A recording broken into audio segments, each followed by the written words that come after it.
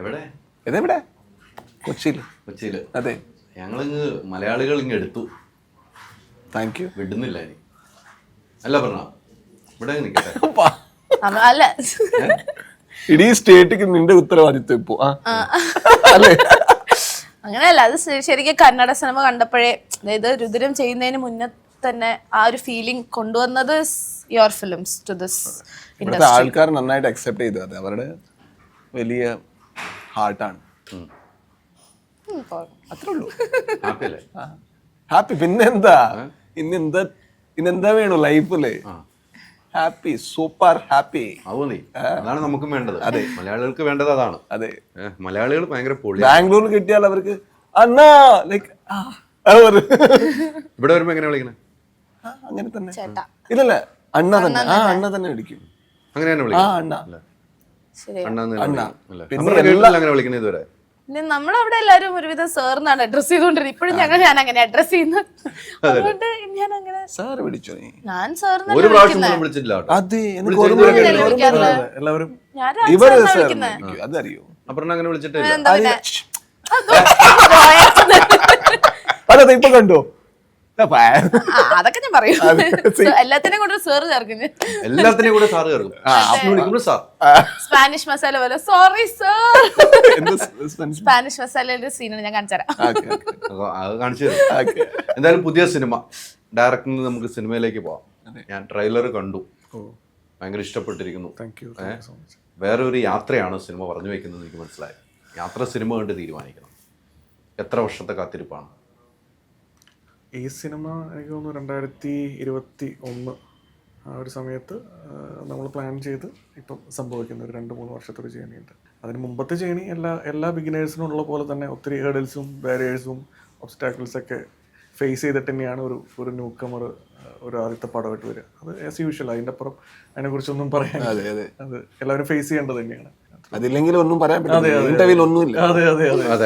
അല്ല, അത് ആ ഒരു ജേണി ഉണ്ടായിരുന്നു. അതെ, കുറച്ച് ഇതിനു മുമ്പ് കുറച്ച് ആഡ് ഫിലിംസ് ആയിരുന്നു ചെയ്തിരുന്നത്. പല പൊളിറ്റിക്കൽ പാർട്ടികൾക്ക് വേണ്ടിയിട്ടും അവരുടെ ബ്രാൻഡിങ് കോർഡിനേറ്റ് ചെയ്തിരുന്നു. അപ്പോൾ അതൊക്കെ കഴിഞ്ഞിട്ടാണ് ഇങ്ങനെ ഒരു ജേണിയിലേക്ക് എത്തിയത്. അതിന് മുമ്പ് അസിസ്റ്റന്റ് ഡയറക്ടർ ആയിരുന്നു. അങ്ങനെ അതിൻ്റെ ഒരു യൂഷ്വൽ ജേണി തന്നെ. എനിക്ക് തോന്നുന്നു ഈ സിനിമ ഒരു ചർച്ച ചെയ്യപ്പെടുന്ന ഒരു സിനിമയിലേക്ക് പോകുന്നുണ്ടെന്ന് എനിക്ക് തോന്നുന്നു. ട്രെയിലർ കണ്ടപ്പോൾ ചർച്ച ചെയ്യപ്പെടേണ്ട ഒരു സബ്ജക്റ്റ് ആയിട്ടാണ് എനിക്ക് ഇപ്പോൾ കണ്ടപ്പോൾ തോന്നിയത്. ഇനി അങ്ങനെ സംഭവിക്കുന്നതാണ് എൻ്റെ ഒരു പ്രതീക്ഷ. അങ്ങനെ ഒരു താങ്കളുടെ ഒരു ദീർഘവീക്ഷണം അങ്ങനെ തന്നെ അല്ലേ? അങ്ങനെ സംഭവിക്കാൻ വേണ്ടിയിട്ട് തന്നെയാണ് നമ്മൾ എഫേർട്ട് ഇട്ടിട്ടുള്ളത്. To be frank. അപ്പോൾ അത് ഡിസ്കസ് ചെയ്യപ്പെടട്ടെ. ഏതൊരു ആർട്ടായാലും അത് നമ്മളല്ലല്ലോ പറയേണ്ടത്, അത് കാണുന്ന ആൾക്കാരും അത് പ്രസന്റ് ചെയ്യുന്ന ഒരു സ്പേസിലും അവരെ പറയേണ്ടത്. അപ്പം അങ്ങനെ തന്നെ അത് ഹോപ്പ്ഫുള്ളി അങ്ങനെ തന്നെ സംഭവിക്കും. ഇദ്ദേഹത്തിലേക്ക് തന്നെ പോകാൻ കാരണം പെർഫോമർ അല്ല, അത് അക്സെപ്റ്റ് ചെയ്തില്ല. അങ്ങനെ ആക്ച്വലി ഞാൻ മുന്നും ഭയങ്കര കുറച്ച് സ്ഥലങ്ങളിൽ പറഞ്ഞു. അതുകൊണ്ട് റിപ്പീറ്റേഷൻ ഉണ്ടാവും ഇവർക്ക്.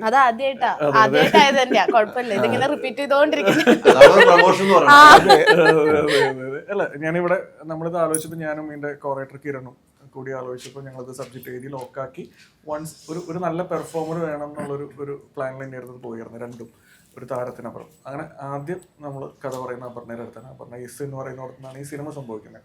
അപ്പോൾ ഈക്വലി അപർണയുടെ അടുത്ത് പെർഫോം ചെയ്യേണ്ട, അപർണയെ ചലഞ്ച് ചെയ്യേണ്ട ഒരാൾ തന്നെയാണ് ഓപ്പോസിറ്റ് നിൽക്കണം എന്നുള്ളത് നമുക്ക് നിർബന്ധമുണ്ടായിരുന്നു. അപ്പം രാജ് സാറിൻ്റെ ഒരു കോണ്ടാക്ട് നമുക്ക് കിട്ടി.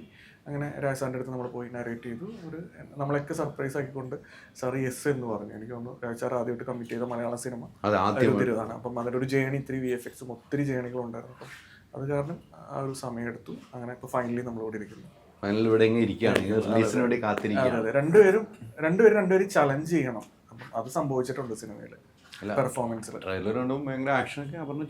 പിന്നെ ഗോപാലകൃഷ്ണൻ നമ്പർ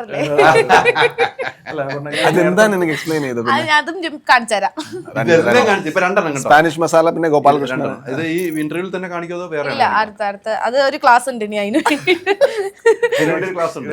ഞാൻ പറയാൻ വിട്ടുപോയ ഒരു കാര്യം ഉണ്ടായിരുന്നു. ഞങ്ങൾ ആക്ച്വലി ഷൂട്ട് പ്ലാൻ ചെയ്തിട്ട് അപർണയുടെ ഡേറ്റ് ആ സമയത്ത് അപർണ ആക്ച്വലി 1-2 വേറെ പ്രൊജക്ട്സിൽ ഇന്നായിരുന്നു. അപ്പം നമുക്ക് പലപ്പോഴും അപർണേനെ ചിലപ്പം പൂജയുടെ സമയത്തായാലും അപർണയ്ക്ക് വരാൻ പറ്റില്ല. അപ്പം അപർണ എനിക്കൊരു മെസ്സേജ് അയച്ചു. എനിക്ക് തോന്നുന്നു അപർണ ചിലപ്പോൾ മറന്നു പോയിട്ടുണ്ടാവും. ചേട്ടാ, എനിക്കറിയാം ഞാൻ നിങ്ങൾക്ക് തന്നത് വലിയൊരു ഹാർഡായിട്ടുള്ള ടൈമാണ്. ബട്ട് ഐ പ്രോമിസ് യു അത് സിനിമയിൽ ഓർത്തായിരിക്കും പറഞ്ഞിട്ട് എനിക്കൊരു മെസ്സേജ് ഉണ്ടായിരുന്നു. യെസ്, അത് ഡെഫിനറ്റ്ലി അത് അങ്ങനെ തന്നെ സംഭവിച്ചു.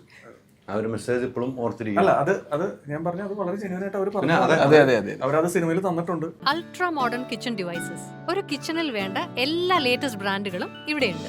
ലോകോത്തര ബ്രാൻഡുകൾ, original products, wide range. MyG future.